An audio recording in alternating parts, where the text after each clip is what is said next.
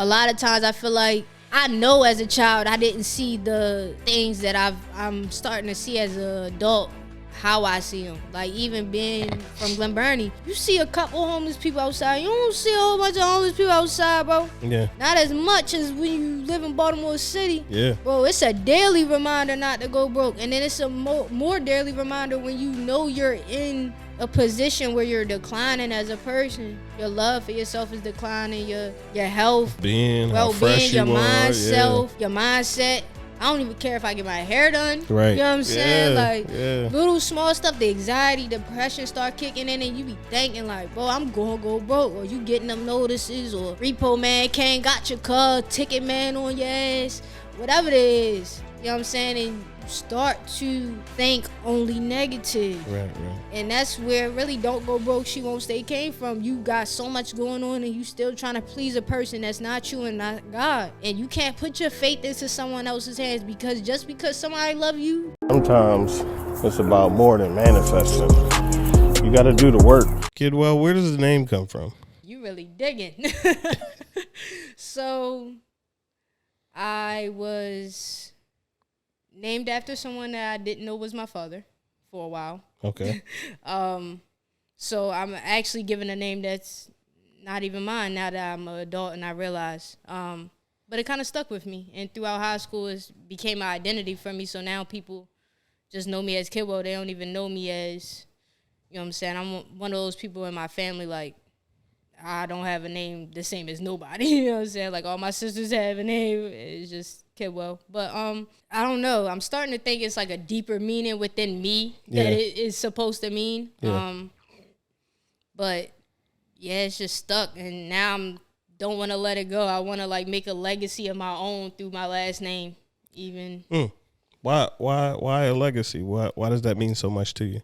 I think it's just stuff internally. You know, they say we live through or try to be better than our family generational curses or our traumas, and I think it's just something.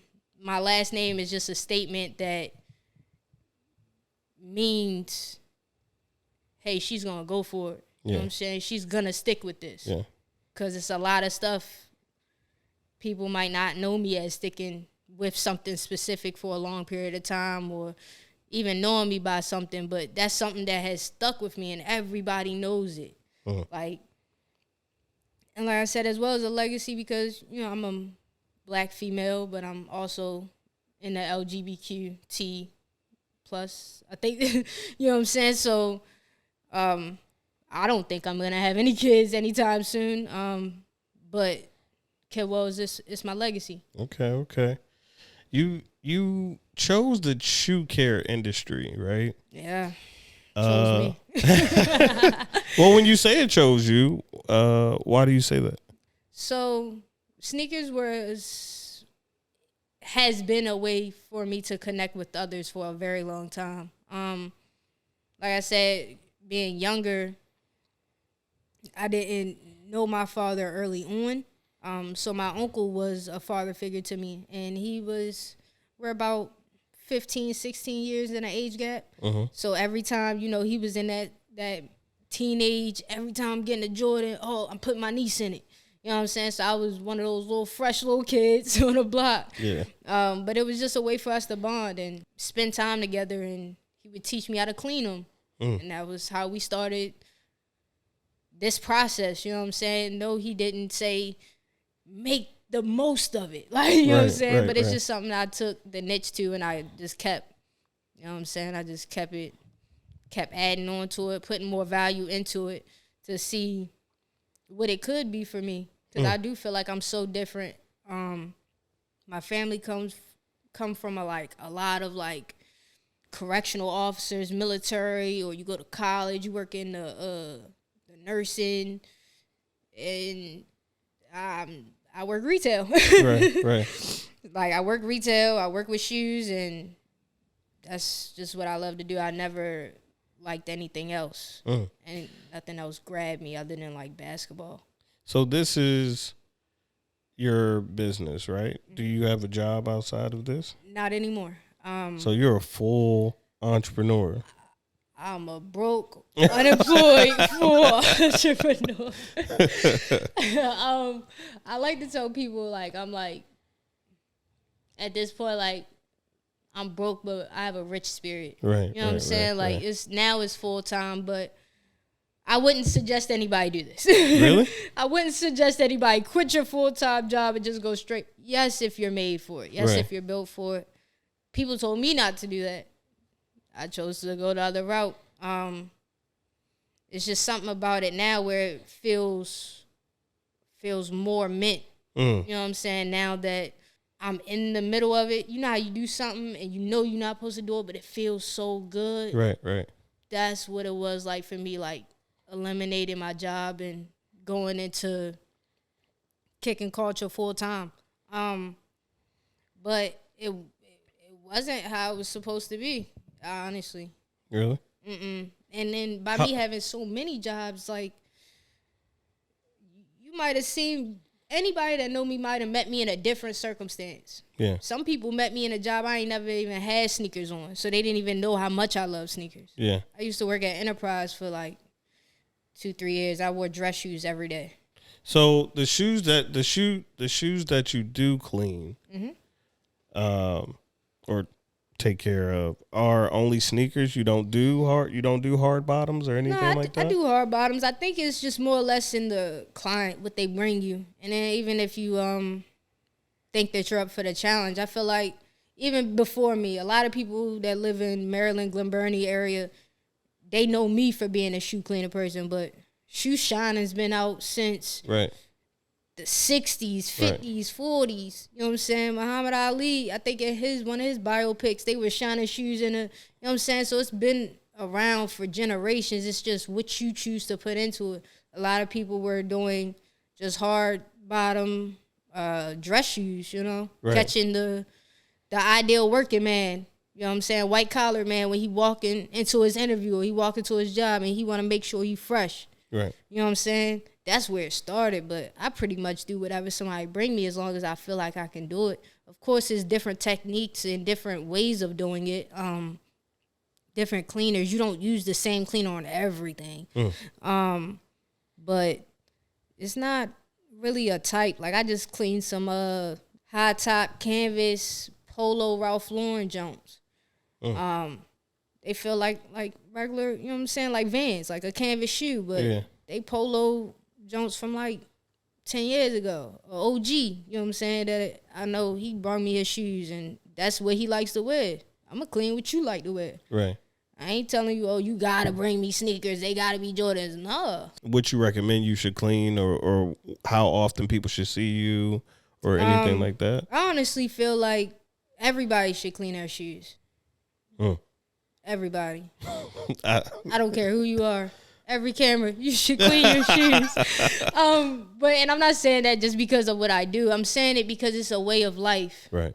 You go outside, you get in your car. Right. You at least wash your car once a year. Right. A normal person. Right. I know OGs that wash their car every week. Facts. But you wash your car. You wash your dishes. Right. You clean your house. Right. You wash your clothes, you clean your socks. So you put your brand new socks. You got in the shower. You got dressed. Yeah. And you put your fresh smelling body in shoes you ain't cleaned in 6 years. Why would you do that? Why don't they need that same type of love? And then what is that love giving you if you walking in dirty shoes every day? I'm trying to walk into my purpose or my future. I'm trying to walk into what's meant for me. And I'm trying to feel good, look good, and do better doing it. You know what I'm saying? So why would I want to walk into my future with what I had yesterday on my shoes? Right. Nah. I never thought about it like that. Most people don't. But think about it. How many smiles do you see in Foot Locker when the new Jordans come out and people get to put it on their foot? Right. That's where it started. Yeah. Working in Foot Locker. That's where it started for me taking shoe cleaning to that next level. Because I realized how happy, whether it was a young kid or older person, was when they got a brand new pair of shoes. Or when they at least had an old pair that they I made look brand new. Yeah. They get the smiling. Facts. I done see people skipping. It take you back to that moment. Like, I mean, because people bought, like, my man, he bought Jordans just because he can remember what Jordan had on when he dropped 40. Or, you know, because Jordan used to come on NBC. Right. So I think he had the black and white. I can't remember what it was, but he was saying that's why he even bought the shoes, just because, like, Jordan had these on. Yeah. So I understand that. I can, and the thing I didn't know was, like, the shoe care industry is big. And it's bigger than just me, guys. and it's growing, right? Like, it's projected rapidly to grow to 6.4 billion by the year 2025. Yep. So I wanted to ask you, what sets you apart from the rest, and, you know, how are you going to carve out space not only against local businesses but against corporate businesses as well? The first thing, of course, is we're in this space. People in California, I don't think they're really caring about the person that's cleaning shoes in Maryland. Right. Same way as vice versa. So I think, you know, just setting myself apart is that I'm here and I'm doing it for this community. Right. You know, I'm here. I'm giving the effort to my community. You know what I'm saying? Or at least as close as where I come from as possible, versus you ain't seen no other person come out here like, clean your shoes, please. You know what I'm saying? And not saying it like that, but it's I'm trying to set myself apart even in the smaller ways, like going to local activities, community events, Tunnel Vision. They have a basketball tournament every year. I feel like it's been going on for like the past like 4 or 5 years. Yeah. But I've been going for like the past 2, and I just set up my little tent like everybody else. I go out there, $5 on foots. That's what set me apart. I want to clean y'all shoes on y'all feet. Right. I don't want a house full of shoes that I gotta come home to. I got 1,000 pairs of shoes for real. So keeping track of everybody else's shoes is already a lot. But as well as it's a lot of people that might not feel like they can afford my services or have the time or even care enough, you know what I'm saying, to do my entire process, versus I'm outside and I see a family at the court. Hey, Queen, can I clean your son's shoes? What is that going to hurt her? Right. You know what I'm saying? It's not going to hurt her anything. They going to look better than they looked before he left out the house this morning. And that's one thing, less thing she got to worry about for her and her 2-3 kids, or maybe her single, you know what I'm saying, just being single mother to one child. You know, when I was working in the school, that's why I said I don't have a job anymore. I was working for Anne Arundel County Public Schools. That was in my head what I was making a difference. You know what I'm saying? I'm going back to my old high school. I'm working in that old high school. I'm being there for these kids. I don't think it was reaching how I wanted to reach them. Right. But, I mean, it is kicks and culture. So if that's what you think it is. I mean, and I feel like I made the name the way it's 1,000 meanings of Kicknkulture. Well, a question I have is, what is culture? What is our culture to you? Our culture, I feel like it's our culture is what inspires you to elevate and give back to your community. For me, culture is what sets you apart, makes you a little bit different, characteristics of the next person that might be growing up right across the street from you. I know you probably grew up in a neighborhood where you knew all your neighbors. Your peoples knew all their neighbors. You know what I'm saying? But something made you different than your best friend Jonathan up the street. Right. You know what I'm saying? Even though we came from the same circumstances, we both got single moms, or we both got, the 2-parent household. Our moms both got good jobs. My mom had a decent job, but she still was struggling. Yeah. But she made too much for free and reduced lunch. Right. No, I understand. And we all go we all went through that. Communities. Like, we all live in the same community. But everybody don't get those same opportunities. With Kicknkulture, I just want to be able to give some of the world the same treatment. Right. Because I notice is, like, yes, you have the shoe care portion of the business, but you also have the fashion part of the business too. And hype beast culture is not just shoes, right? It's not. It's a whole combination of it. I wanted to ask you a perspective about Kanye. Like, do you think Kanye took it to another level? And do you think Yeezys are the best sneaker the most popular sneaker ever made? I tell people every day, I'm not a hype beast. I don't even own a Yeezy. I don't. I'm a sneakerhead. I probably own about 15 pair of New Balance, but I've never bought a Yeezy. Because, like you said, that's a hype beast. Now it's seen as a hype beast type of shoe. You can't walk into a Foot Locker and find a Yeezy sitting on a shelf. Not in Maryland. Right. Not in Maryland. Not anywhere, really. Not anywhere for real, unless you spending $500. And like I said, the communities where I come from, we ain't supposed to really be going to spend that $500. You know what I'm saying? I ain't gonna lie to you. We ain't supposed to be spending that $500. So even if we do, you might have it. Do you feel hypebeast messed up the culture though? Like you said, you're a sneakerhead, right? Like I do feel like it messed up the culture, but I feel like it also gives a new flavor to the culture, because I feel like hypebeast gives individuality, and I say that because working for Foot Locker for so many years, I've watched people walk in and dress like the mannequin with that shoe. Not saying it's a problem. Not saying it's an issue to wear a Jordan shirt with a Jordan pair of sweatpants and the Jordan. The whole legit. It's okay. I've done it. I own Nike shirts, Jordan shirts, and stuff like that. But being a hype beast and being able to wear Bape, Supreme, Louis Vuitton, Gallery Department, all these brands at once with that sneaker, right? It made them a little bit more creative, right. And I'm it sure gives individuality. I'm sure it reached a bigger audience too, right? Yeah. Like it brought people in, and it brought money into. And as much as we hate it, all this influences culture, it influences music, and it also influences entrepreneurs. Because if hypebeast wasn't at an all-time high, do you think a lot of people would be making these patterns and stuff like that out of hypebeast material? You gotta think Dapper Dan's been around. Right. Been around. You know what I'm saying? Yeah. Even though he was bringing it to a different standard, he had a little bit more elegance about himself. But it's the same thing. You just taking somebody else's dream and flipping, throwing your stuff in there, throwing somebody else's stuff in there, and moving with it. Do you feel that, because, I mean, things are a lot more expensive nowadays, right? Yeah. And whether anybody wants to say it or not, the economy seems recessive. I won't say we're in a recession, but, you know, inflation is crazy. And the prices haven't come back down. They just stayed, right?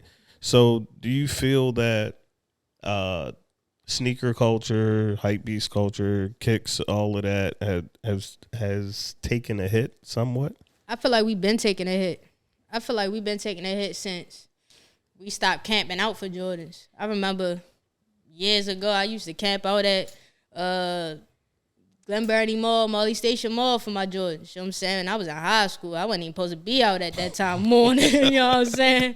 But we took a hit when we had to go to tickets. Then we took that hit with the pandemic. You know what I'm saying? So we going to keep taking hits, but it's also about your niche. You know what I'm saying? Because not every person that comes out for sneakers on Saturday buy Starbucks every morning. You know what I'm saying? It's a different type of people. It's different priorities for everybody. Some people getting that Jordan every Saturday since 1984 is a necessity.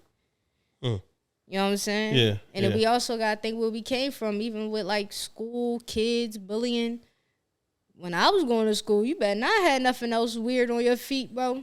They is coming for you, bro. So that's something I wanted to talk about. Like, what's the first thing you see when you see somebody? Their feet. All right, I'm not going to say that. No, but seriously, right? Most of the time people look at a person, even if you see their face, you go immediately to their shoes. I scan, and a lot of times also I feel like I make people feel uncomfortable because I stare at people's feet. But sometimes it's not like that. Like, it's not like that. Sometimes I admire somebody's shoes so much I want to clean them. You know what I'm saying? Like, they might not even be dirty.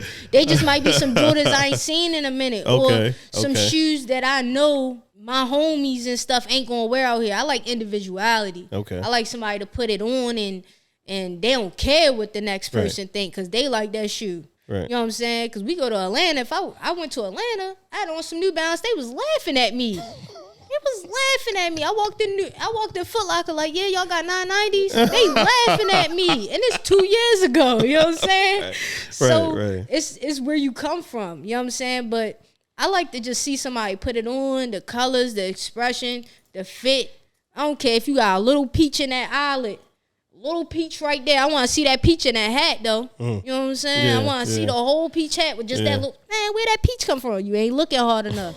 You gotta get that detail. You know what I'm saying? Yeah, I don't dress, so I don't either. You see, I wear white, black t-shirts. I mean, you fresher than me. So listen, that's from experience. Cause I used to go to school and get teased because I wasn't fresh enough. Or you know what I'm saying? Or just. But does the clothes and it? What I wanted to ask you, does the shoes really make the person, or do you think that could lead you to a misinterpretation of who they truly are? I think the person makes the shoes. Right.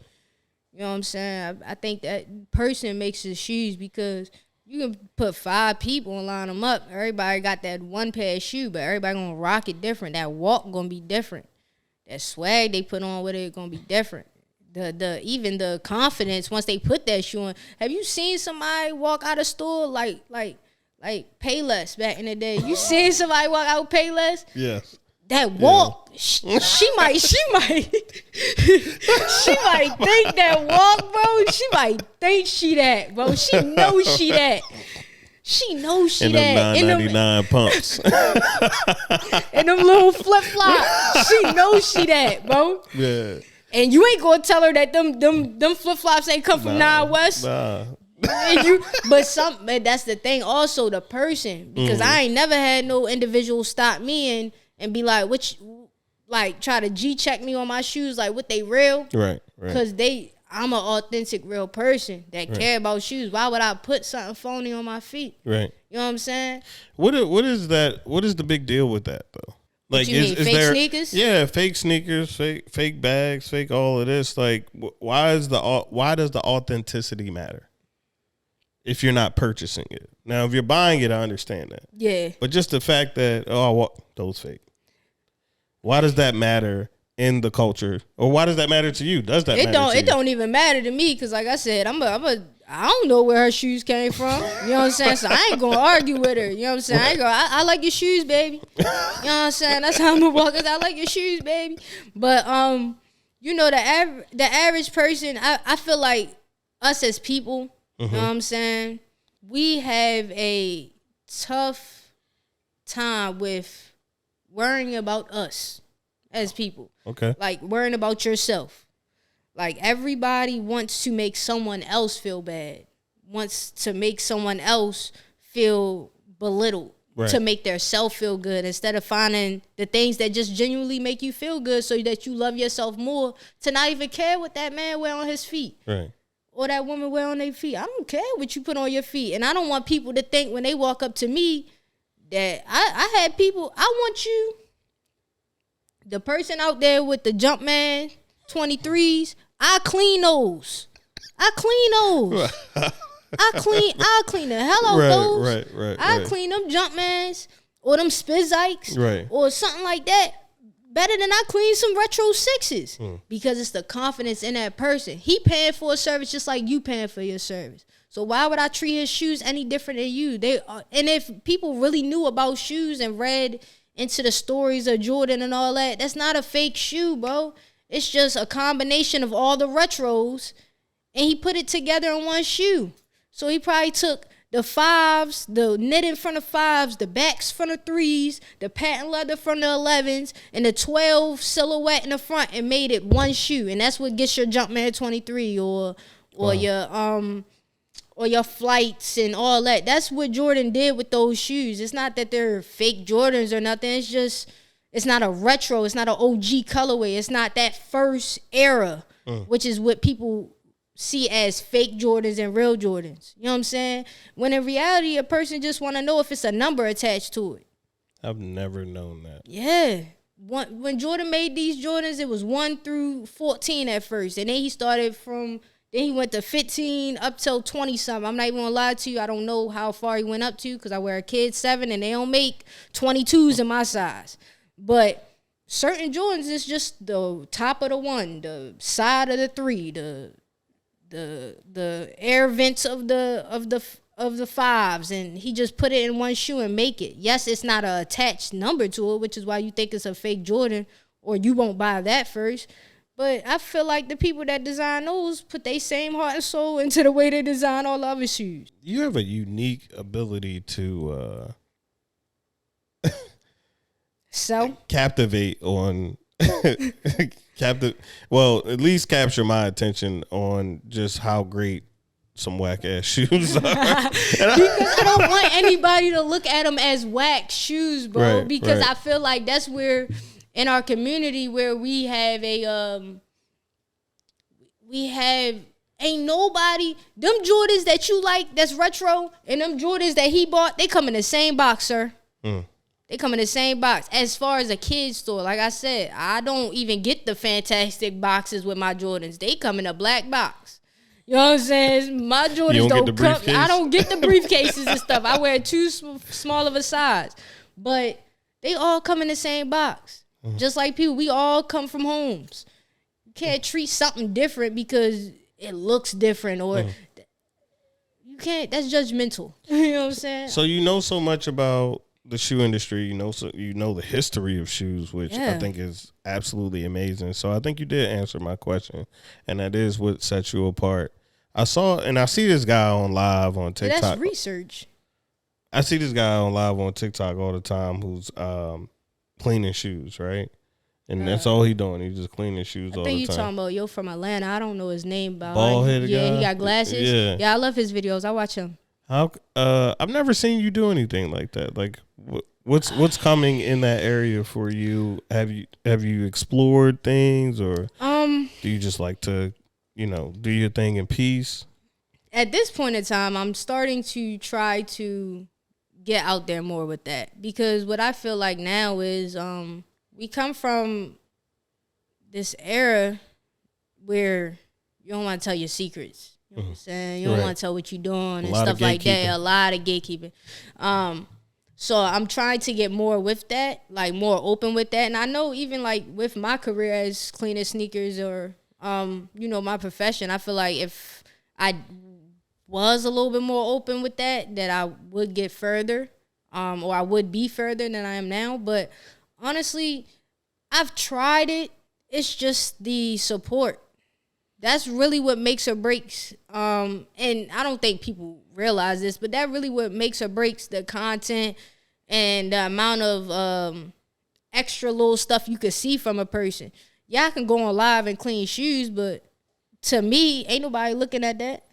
You know what I'm saying? Yeah, they do look at it, but that man can only go live because he got about 10,000 subscribers on TikTok, which gives him the ability to go live. You know what I'm saying? But, I mean, all right, so I have 2 TikTok pages. Okay. And one of them has 35,000 subscribers, right? Definitely. Or followers, whatever it is. The thing about building an audience, and what I think is exceptional about you, is the fact that, like you said, you've done your research, but I think you just have we all do a lot of research. Yeah. But when you have a passion for what you're looking for, you can sit and study that. Like, I have a passion for personal development, so I can watch 10 hours of YouTube videos on personal development. I can read any book on mindset and psychology and why you do this and that.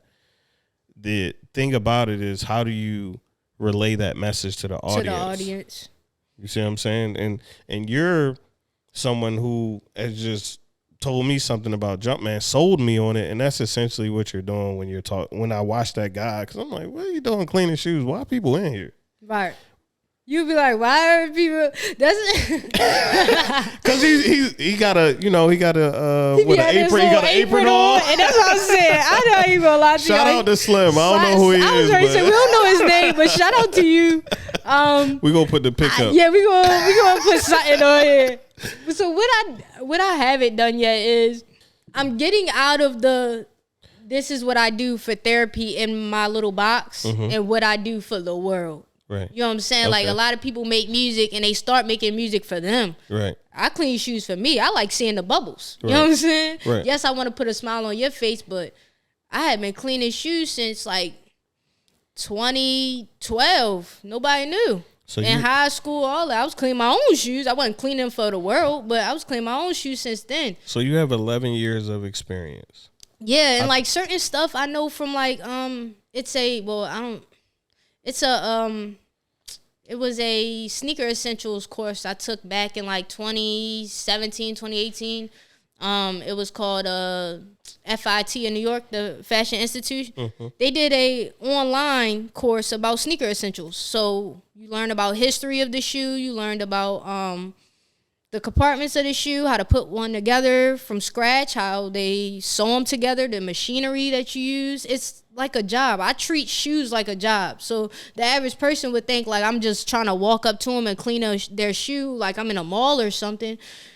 Well, for me, I treat it as a business because it's way more than me just getting $20 to wipe your shoe down, bro. Right. And that's where I'm trying to get at now. Not saying I want to overcharge the world for my gift, but some of the stuff I be doing to shoes for $20 is not $20 worth of work. That labor, if you would have took that car to that shop, that mechanic would have laughed at you because you brought it to him the day of. Well, I mean, we had Breezy on, and he said, if you're great at something, why not get paid for it? And look, and since I watched his interview, that mindset has changed for me because I ain't about to keep doing stuff for free and suffering and just being stressed out because I feel like my gift isn't making it to where I could survive. Because when I had another job and I was doing this gift, right, everybody in the world wanted me to do this gift 24/7 to the point where I couldn't even focus on my job. Right. You know what I'm saying? Right. And then I switched lanes and it's like, see me. Right, you know what I'm saying? Right. But I feel like that's just with people realizing your worth as well. I can't beat into somebody's head that I'm worth it. Well, you can. By performing consistently. And doing it in the open. Well, talk about some of those struggles as a woman, black woman entrepreneur. Trying to clean male shoes. And trying to let... and trying to tell him, pay me what I'm worth. Right, in a male-dominant industry. In a male-dominant industry. Like, what have you encountered? What are some of the fallacies in people's minds about what's going on for shoe care, and you stated so many things that set you apart from people, but what have you ran into and what have you had to overcome? Running into I think in just businesses as well, it's just financial stability. Mm-hmm. You know what I'm saying? Believing in yourself and knowing that it's going to work for you. And then putting the same amount of effort that you're putting in, same way financially, same way hours, marketing, promo. I think that's what more or less right now is my struggles, is getting everything all together. Right. Because a lot of times when people run businesses or start something, it's always a team, but it's a little team behind them, or you got that little support group or those little bit of homies that want you to come up because they want to go too. Right. Y'all see me go everywhere by myself. I pick up y'all shoes. I drop off y'all shoes by myself. I don't have no assistant, booking no appointments. I don't have none of that. So I do everything on me. You know what I'm saying? Everything is me. Right. And I think now it's just trying to branch out and be more of a team player or giving team effort or finding a team, because throughout my journey, I've been given a lot of opportunities to be a part of some teams or be a part of a store that's already up and running that does shoe cleaning, or, you know, and just being even female and males, you know what I'm saying, wanting to work with me. But throughout my time, I realized, like, God really put that in me. Right. You know what I'm saying? Right. It could have been anybody cleaning shoes out here. It could have been anybody with these dreams, and he put that in me. Right. You know what I'm saying? I got to take it seriously. And sometimes you also got to know in business, not everybody is coming from a genuine place. So I can't share my dream with everybody. I can't share my gifts with everybody. And I can't do it for free for everybody. Right. So that's kind of my gift and my curse at the same time, because I feel like it's a lot of opportunities I missed out on and I could have been further out if I was just a little bit more a people person or just a more team player and not solo. Talk about networking, because I love the network. So it's just once you say, hey, I got this place, and this is just vague, like a million times I heard it, hey, I got this place. I really think you would be a good asset to my spot. You know what I'm saying? Because you bring a different type of care to shoe cleaning. Right. You know what I'm saying? And I don't even believe my gift is in the soap or the technique. It's just my hands. It's how I love shoes. Right. It's the love, made with love care, that I give your shoes. Right. Because you can put 5 people in a room and they're all going to clean shoes. You know what I'm saying? Not even saying that they're all not going to be clean. It's just mine might be a certain clean because of how I care for them. And I feel like sometimes it works a miracle more than I'm willing to, you know what I'm saying, speak up about, like, dang, bro, I didn't think he was going to come out like this. You know what I'm saying? But it's just within me. So sometimes I get in these rooms where people want to help me because they see I'm a female, I'm black, you know what I'm saying, I'm young, and I'm an entrepreneur, and they see me by myself a lot, and they see I could use some help. But at the same time, for me, I don't see the give and take. You know what I'm saying? Like, a lot of times the opportunities isn't Kicknkulture. I want you to have a spot here. Some people do approach me like that, but sometimes it's Kidwell, I want you to work for me and not for Kicknkulture. You know what I'm saying? Even though I do Kicknkulture, you want me to work for you. You want me to work for your business and say I'm an employee of your cleaning company. I can't do that. I'll clean shoes for $5 on the block every time you see me. Because it's... Why can't you take an opportunity that'll put you in places and maybe put you in front of clientele, and you watch how someone else facilitates their business and operates their business, and then you take some of those teachings back to yours and do it part-time there? I feel I can. I feel like I've given that opportunity to 1,000 other jobs, so why can't you do it with sneakers? Because I feel like also, you know, I'm known for cleaning sneakers, but I guarantee you before I spoke with you, you probably never see me before. No. You know what I'm saying? So, and you know what I'm saying, I don't think we're too far, you know, apart as people in neighborhoods and stuff. So it's like I'm still trying to reach the people that I got back home. Like, you know what I'm saying? Yeah, I don't live in Glen Burnie anymore. But like I told everybody, especially when I'm in Baltimore traveling around, like, I got a community back home I'm trying to save too. Like, even though I'm out here playing nice, I'm on the corners and the blocks and I'm trying to clean shoes for everybody, I still want to show everybody love. But same way y'all putting on for y'all city, I got a whole area. Right. You know what I'm saying? I'm not from Annapolis per se, but my grandparents, my mother is, you know what I'm saying? My grandmother got 22 brothers and sisters. Wow. I got family in Annapolis. I can't even date out there. You might be dating your cousin. You know what I'm saying? So it's like, I've heard that so many times. I'm telling you, 22 brothers and sisters of just my grandmother, that's not their kids. That's not their kids, which is in my age group, their kids. Yeah. That's just them. You know what I'm saying? So it's like, I can't be playing and lollygagging everywhere else because, you know, it's some kids in Glen Burnie High School that might want to be a sneaker cleaner or might never seen it before, or, you know what I'm saying? And you got to be able to help.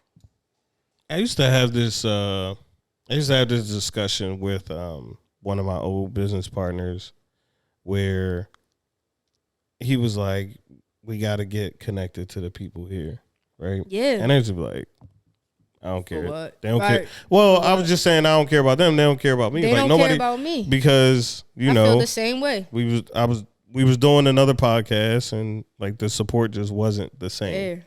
Right? So now that like you said, we close. I interview you, I interview Breeze, right? But it's people that I've never met before who are more in tune with what we're trying to start, what we're growing here and what's going on.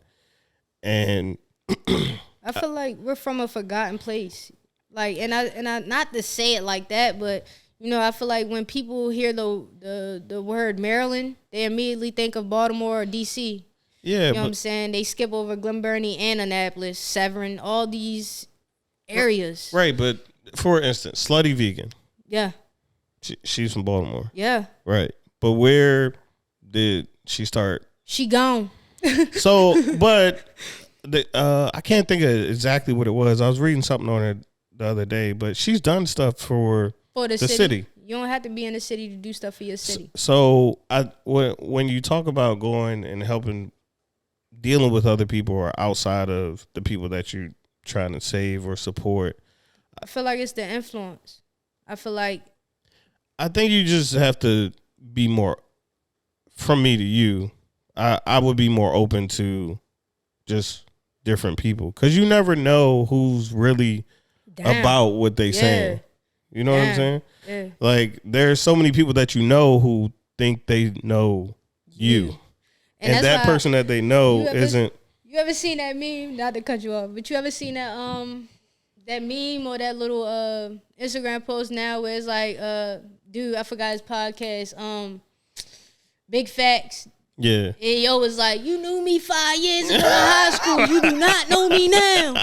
I'm not the same person I was when I went to Old Mill High School. Right, but you can't change your first impression. No, I definitely can't. But also, I want just people to understand that the person I am now, I'm trying to give a different first impression. I'm trying to give a not even a different first impression. I want to reintroduce myself. Right. Because I feel like I'm different. I feel like the person that I was coming out of high school or public education, none of the stuff that I got from sneaker cleaning or what I feel like I'm moving in my purpose is what I got from school. So if you're moving in your purpose and you're doing something that you're passionate and you love, who cares if 1 or 2 people or 3 people show up to your lives? I mean, I don't, but I know they bored. I mean, I just think that, like, you do have a as well as I had to find, like, I just probably hit my year. I'm probably about a year and 2 months into my year of being unemployed. But I feel like I've just gotten into the system. Like, even as a social media influencer or entertainer, however you want to describe yourself. How do you describe yourself? I feel like I'm creative artist for the culture. And I say that because I don't just do one thing. It started with sneakers, but like, I've been around people and they be like, yeah, you say you so good at sneakers, I've never seen you clean one. You know what I'm saying? And I'm like, dang. And that's why I also started taking my talents outside, because it's like, you probably ain't seen me clean one from on this camera, but how involved are you into the community? Because I be at these, you know what I'm saying, at these events sometimes, $5 white balls, $5 white balls, $5 white balls on the shoes. And people looking at me crazy like, you doing that for $5? But then if I take it to Baltimore, it's a line up the street to get $5 shoe cleaning. Right. As well as I feel like just the counties, the areas, the rules, everything. I've never seen a vendor just sitting on the side of Crane Highway cleaning shoes or selling dinners and not got harassed by the police. Or made the move, or go get a new spot, or you can't come back here until you got permits. But in Baltimore, people do that every day. So how do you acquire clients outside of, like, cold sales, right? You were at SneakerCon, right? I went to SneakerCon Sunday. Yeah. And how was that? It was cool. Okay. Okay. I say that because you know, I went to my first time at SneakerCon was 2019.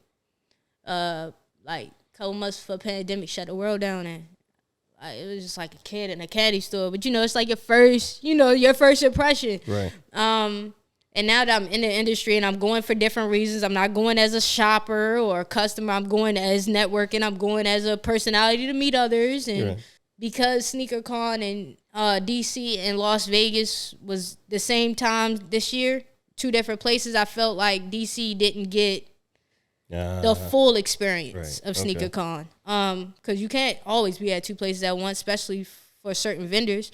But it was definitely a good turnout. I still met some amazing entrepreneurs. Shout out to my guy Cool Green. He was he had a vending table out there. Okay. He's in the fashion industry. Baltimore made. And I met a couple other people as well as I can announce it on here. So special. So as you guys know, I've been cleaning shoes for a while now. And for the most part, I've only been using Rejuvenator. Okay. And now I'm partners with Rejuvenator. So definitely tap in. Rejuvenator.com.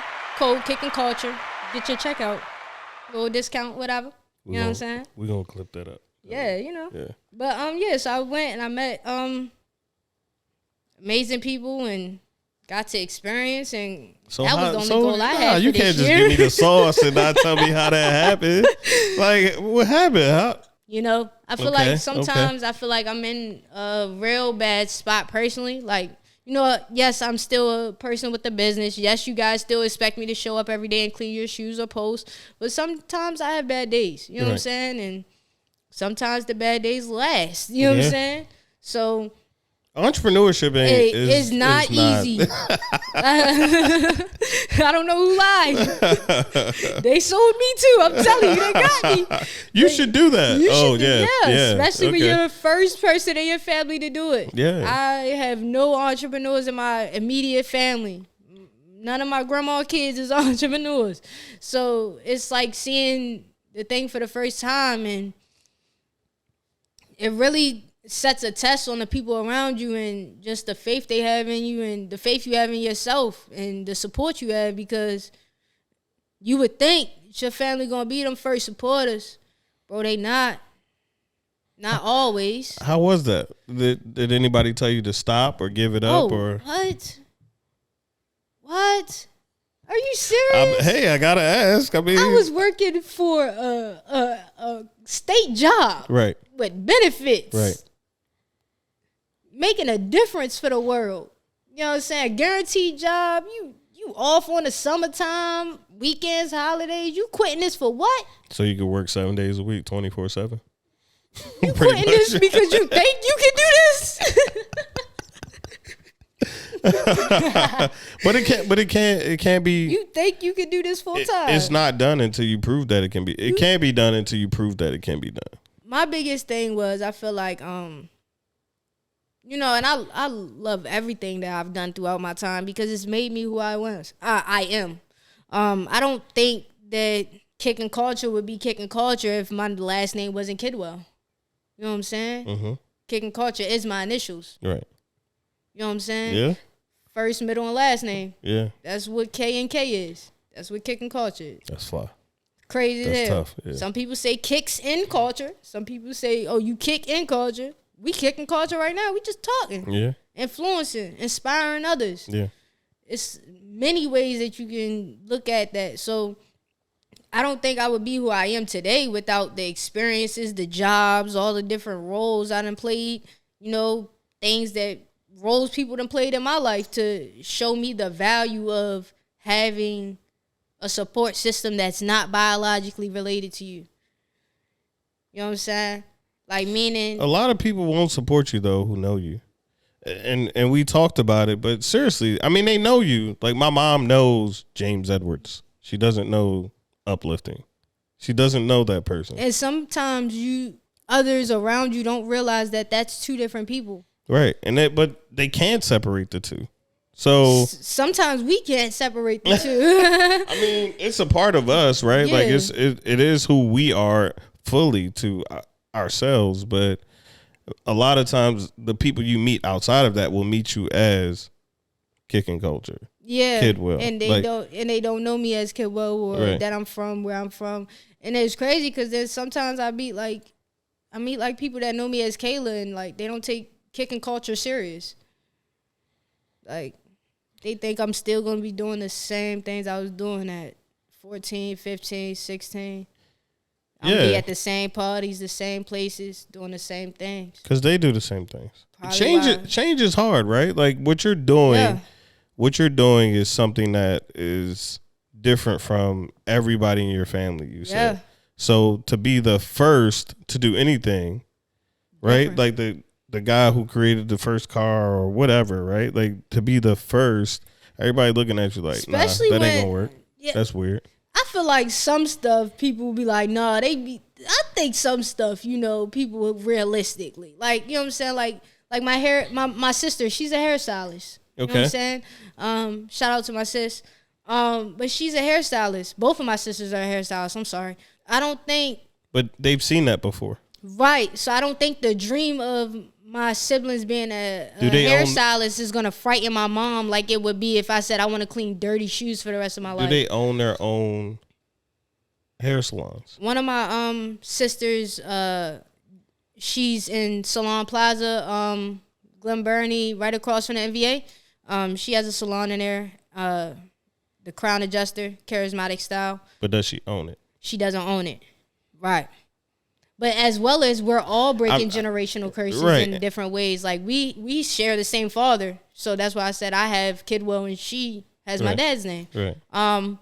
But even from our mother's standpoints and how our lives are different by just having two different moms, everybody in my family, we're breaking this bloodline, especially the bloodline of my siblings in general. Like all my siblings, even down to my 11-year-old sister, she turns 12 this week. We're gonna break every generational curse that's been put in our way. And it's even from different standpoints, from the beauty industry, from the cleaning shoes industry. And you'll be crazy if you think you ain't gonna see a hair salon and a shoe care in the same place. But why wouldn't you? Why wouldn't you have a barber shop? Any of these barbershops in Glen Burnie, I've gotten my hair cut at half of them. Why wouldn't you think to put a shoe cleaner in your shop? Right. Or why wouldn't you go and suggest that? I have. And what happened? Yeah. You got to have a game plan, and it's something that nobody has ever seen before as well as, like I said, I ain't seen no other person from Glen Burnie that cleans shoes for a passion the way I do, as a career. Right. So it's hard to tell somebody, hey, I want to pay blue friend in your shop. Right. I want to clean shoes in here. But realistically, if you think about it, plug now, all the barbers are going to be like, hey, we got to get Kicknkulture. But like, ideally, why wouldn't you have a hair, especially the barbers that own a salon that have 5 or 6 chairs, even twice a week, even on your hype days, your Fridays and your Saturdays, why not have a chair that caters to sneakers? Especially when half of all the dudes that's getting haircuts, they leaving out to be on a mission. They getting their hair done late Saturday, Friday evening for the Friday let out, or they going early Saturday morning for whatever they doing for the weekend. It don't matter when you get a haircut. And it's every week. And some people do it 10 times a week. And then some people pay more for haircuts than I'm charging for shoe cleaning. You know what I'm saying? And deny it. But how many people have you aggressively suggested this to? Like, look, I'm going to come here. I'm going to bring my own clientele. But I can just offer this as an additional. I'm going to set up right here. And what would be the cost for that? I have, in my area, not many. Probably like 3, 4 in Glen Burnie. But at the same time, I think it has to align for everyone.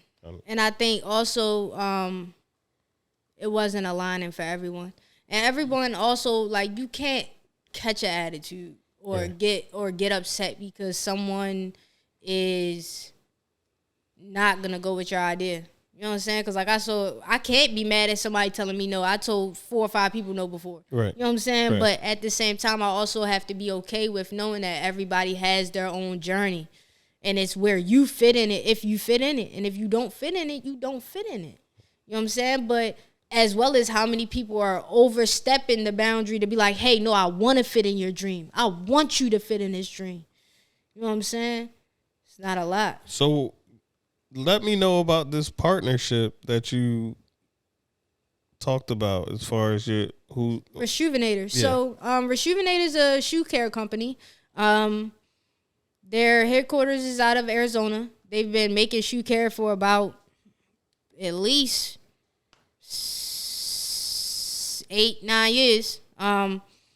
And for me, it's the most non-chemical toxic shoe cleaner that you could put on your shoes.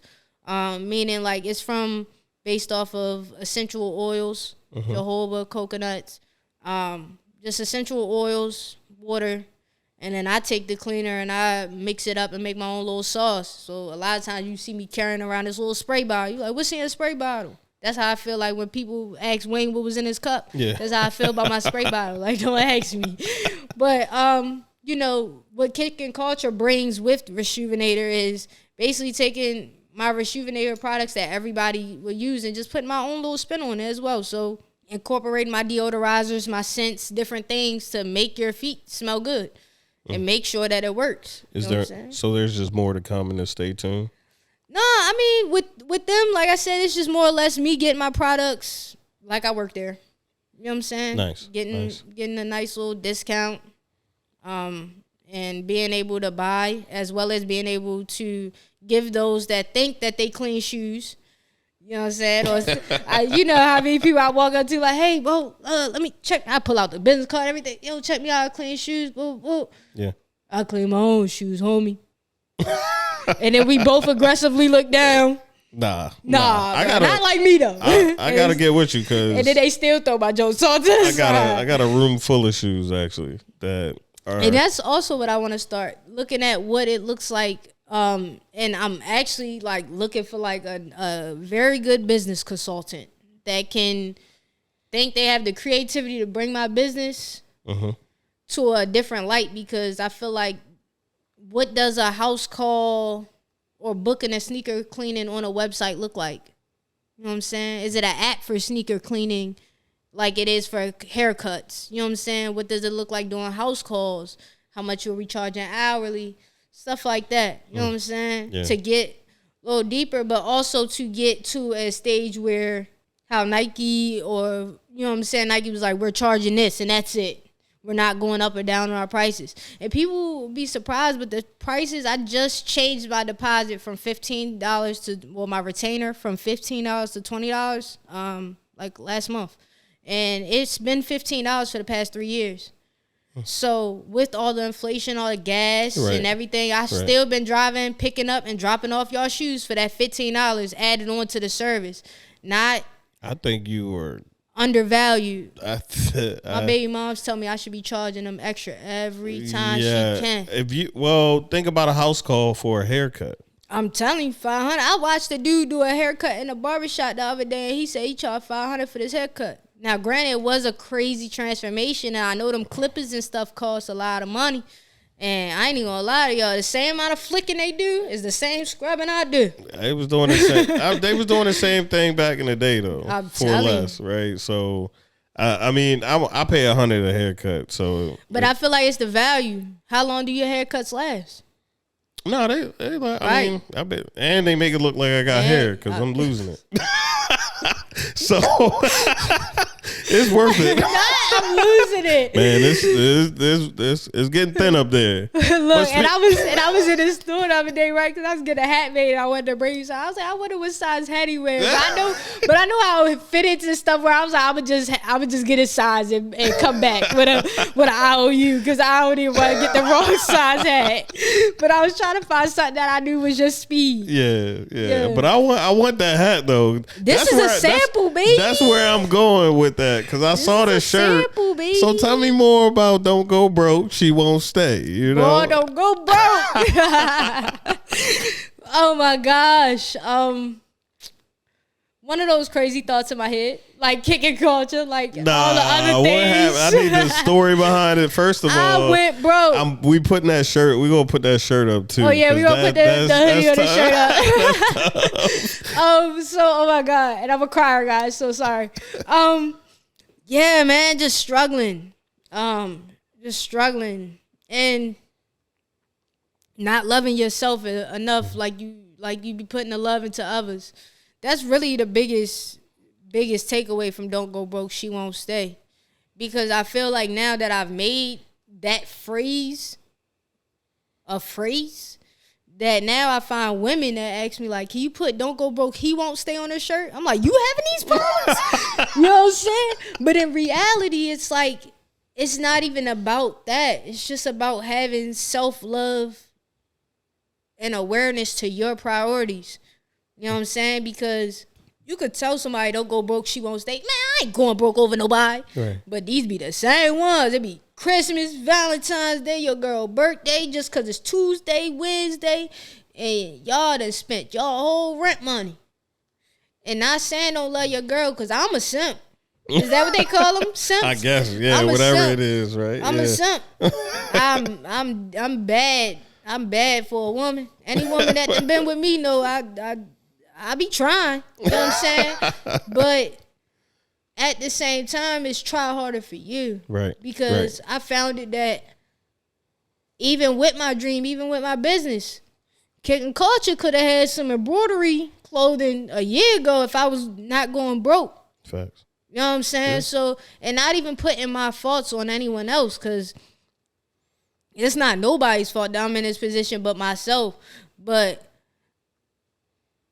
a lot of times I feel like I know as a child I didn't see the things that I'm starting to see as an adult, how I see them. Like even being from Glen Burnie, you see a couple homeless people outside. You don't see a whole bunch of homeless people outside, bro. Yeah. Not as much as when you live in Baltimore City. Yeah. Bro, it's a daily reminder not to go broke. And then it's a more daily reminder when you know you're in a position where you're declining as a person. Your love for yourself is declining. Your health. Your health. Well-being. How fresh your you mind, are. Self, your mindset.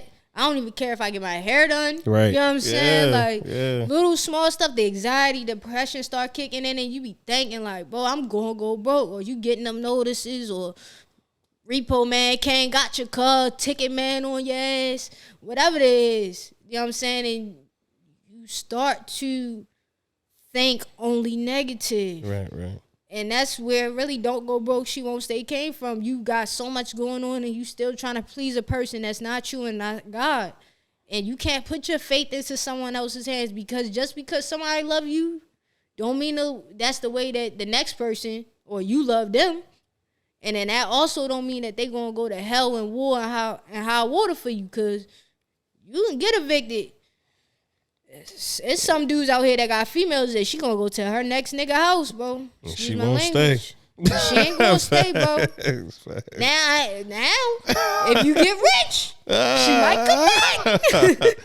Well, nah, we see what's going on with Larsa Pippen. She ain't staying. Yeah, I mean, but that's what I'm saying. It's a daily reminder around us every day. Yeah. Every day. I like that. You know what I'm saying? Everywhere. And it's not even just me. I could have been even saying, like, I could have came up here today and said, bro, I ain't even go broke on my part. Like, or this phrase wasn't even for me. It was, you know how many times people say, oh, I wrote this song off another person's feelings. You know what I'm saying? Yeah. Or as well as that, I got a million homies that probably got stories about going broke for somebody that's with somebody else now, or somebody that just didn't value you as a person. Yeah, I got that story. That's why it resonated. So it connected. And that's what I'm saying. And that's all I wanted this to do, was resonate with somebody other than myself. Yeah. Because I see so many people that look at it and be like, nah, that's tough. What? I wore this hat the other day and a gentleman from another ethnicity, he had a mullet. He was like, oh, I like that hat. I gave him a card. I was like, here's my business card. Because it's just a true statement, though. Like how you said, is self-care, or somebody said, don't go broke, he won't stay. It's for everybody. General. Like, you know, don't go, and it's not even don't go broke on finances. Just don't empty yourself for somebody who's not willing to stay with you. You gotta refill your cup yourself, because it's a lot of times where we're not refilling our cups, and ain't nobody else coming with a picture to be like, baby, let me pour into you. Let me pour into you. And that's not everybody's story, because I got homies. I was never the most popular cute in high school. Like, I just started getting hair. Like, I ain't even gonna lie to you. I ain't had my whole high school career. I thought I was gonna be bald. 12th grade year, I started growing my dreads, and now you see me almost 10 years later, my hair won't stop growing. But that was because I didn't have that love for myself to think my hair was going to grow, or that love for myself to care about myself or want my hair to grow. I'm looking for girls that got long hair. Be the girl that got long hair that everybody wants to be with. Right. They'll come to you. Right. There's a million people on this planet that fly to the one person. I like how you say that, though. Instead of looking for the person that you... Be the person that everyone wants to be with. I like that. It's going to come to you. I like that. My last question for you. And I always ask people what's next, but where do you see yourself in 6 months? Ooh, 6 months? And then you got it crunchy for me. Okay. Because that ain't a lot of time, bro. I'm going to hold you to it. I'm telling you. That's what I'm trying to think of the answer. Where would you like to see yourself in 6 months? How about that? Well, I can't wait to watch this interview, guys, because it's my first one. But even something small, like in 6 months, 3 goals, maybe doing another interview with someone. I wouldn't say anyone, someone. But doing another interview that's meant for my journey. I would say starting to be more into the culture, in the community a lot more. Because I pop up and stuff like that, but I've never done like my own community event. Okay. Or like my own tour drive or, something like that. So I want to look into doing something like that. So that's definitely a big goal. And then also I want to just give the people a first real drop. Because, and this might even open up a whole little can, but like all those shirts and stuff that I have made so far, other than the Don't Go Broke embroidery hoodie and like a couple of my hats, everything else I make myself. I got a heat press and all that stuff in my house. I got a little startup screen print kit, paints and all that stuff. So like even like this, I put all this paint on here. Y'all paying gallery department $1,000. Not saying that ain't good work, but I'm just saying value that small entrepreneur that probably put their hands into every part of making their shirts to sell to you or their products to sell to you. The same round of applause, the same support, the same likes, comments, and shares that you giving the next brand, because those Don't Go Broke shirts, the only reason why, it was funny, the only reason why they were splattered like that is because I did the screen print and my layer was a little off. So I had a little spot on one of my shirts. And when you change one shirt, you got to change them all. And everything looked different. So I was like, all right, we're going to splatter them. But I screen printed that shirt myself. And if I would have brought it, it would have looked the same one you wear, for real. You know what I'm saying? Because it's if you choose to learn and put your time into learning that craft. With the clothing, I just always wore white T-shirts and just regular pants. Or the pants I would come to school and would have paint splattered on from me cleaning and doing stuff the night before for my personal shoes. And people used to make fun of me of. Y'all gonna have to buy it. Because I don't care if it's a little dab of splatter. I'm gonna make sure it's splatter on at least one little splatter on every shirt. Because it's what's made me who I am. That's all Kicknkulture is what I've become throughout my time. So goals is just getting out there more, networking. Like I said, putting more into the community and getting y'all a good official first drop. And maybe a year ago, we're going to be in SneakerCon next year as a vendor. Okay. You know what I'm saying? We stamping that. Okay. But other than that, continue to kick Culture's ass. All right. Well, I want to thank you, Kidwell, Kicknkulture. I want to thank you, your business. I want to thank you for the shirt I'm going to get, the hoodie I'm going to get. Yeah, Don't go broke, she won't stay. Don't go broke, she won't stay. I just want to thank you for coming on the podcast, sharing your story. I really appreciate it. I appreciate you coming to sit down with me, and hopefully we could do this again in 6 months. And we'll be announcing some of the new things that you have coming at that time. Yeah, I appreciate the platform. I appreciate what you do. Like I told you from the beginning, I feel like you're a big inspiration. Appreciate it. Especially for what you're doing right here. Make sure to like, comment, share, and most importantly, keep it uplifting. Take it up, listen.